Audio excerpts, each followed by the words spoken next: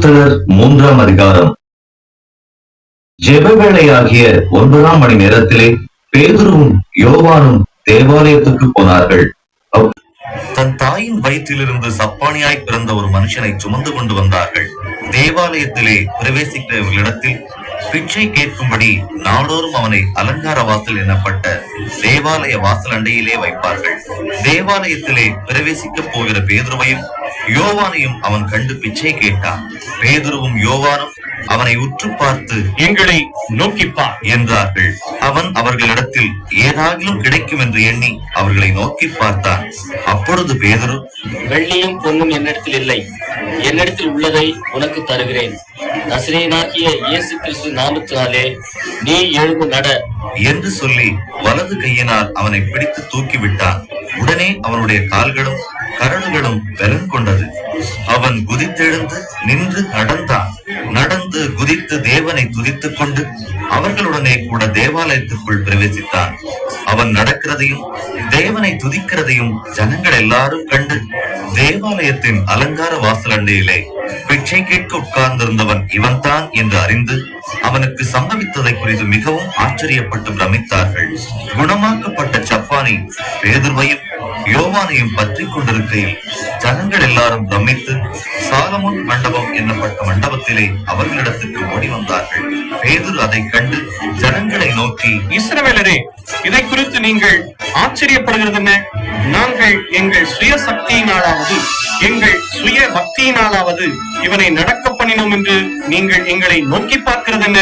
Abraham, ஈசாக்கு, யாக்கோபு என்பவர்களுடைய தேவனாகிய நம்முடைய பிதாக்களின் தேவன் தம்முடைய பிள்ளையாகிய இயேசுவை மகிமைப்படுத்தினார். அவரை நீங்கள் ஒப்புக் கொடுத்தீர்கள். பிலாத்து அவரை விடுதலையாக்க தீர்மானித்த போது அவனுக்கு முன்பாக அவரை மறுதளித்தீர்கள்.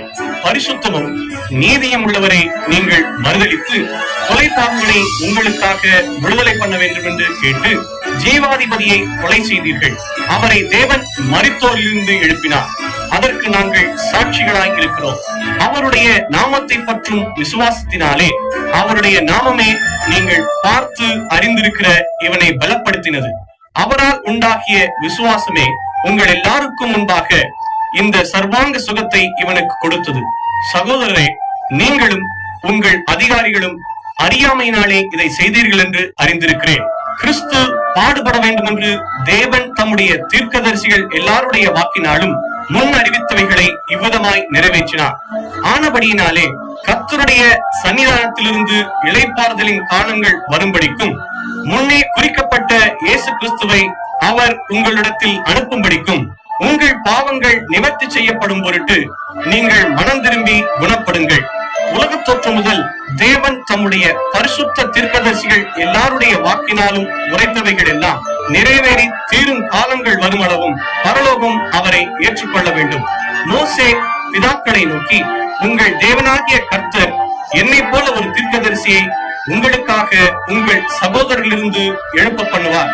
அவர் உங்களுக்கு சொல்லும் எல்லாவற்றிலும் அவருக்கு செவி கொடுப்பீர்களாக.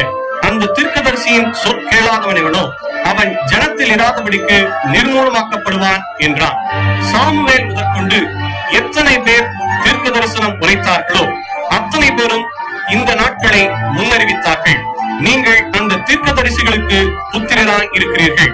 உன் சந்ததியினாலே பூமியில் உள்ள வம்சங்கள் எல்லாம் ஆசீர்வதிக்கப்படும் என்று தேவன் ஆபிரகாமுக்கு சொல்லி நம்முடைய முன்னோர்களோட பண்ணின உடன்படிக்கைக்கும் புத்திரராய் இருக்கிறீர்கள்.